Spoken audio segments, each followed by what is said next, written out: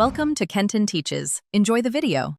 In this video, I will explain how to make green enchilada sauce with tomatillos. First, you'll want to prepare your key ingredients for roasting. Place about 1.5 pounds of tomatillos, 2 jalapeno peppers, and 1 quartered onion on a baking sheet. Roast these at 400 degrees Fahrenheit until they are softened and slightly charred, which usually takes about 15 to 20 minutes. This step is essential for a deep, authentic flavor. Once your roasted vegetables have cooled slightly, transfer them to a blender. Add 2 cloves of fresh garlic, about 1/2 cup of fresh cilantro, and 1 cup of chicken or vegetable broth. Blend all these ingredients until the mixture is completely smooth.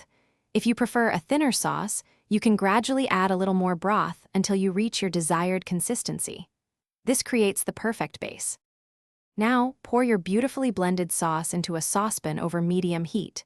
Bring it to a gentle simmer and let it cook for about 10 to 15 minutes. This simmering time is vital as it allows all the flavors to meld together and deepen, creating a more complex and delicious sauce. Finally, season with 1 teaspoon of salt, 1/2 teaspoon of black pepper, and a pinch of cumin to taste. And there you have it. Your incredible homemade green enchilada sauce is complete and ready to elevate your next meal.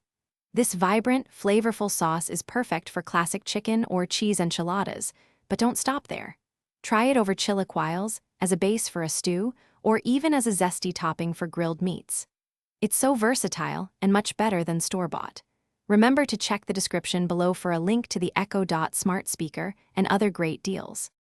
Thanks for watching. Please subscribe if this video was helpful.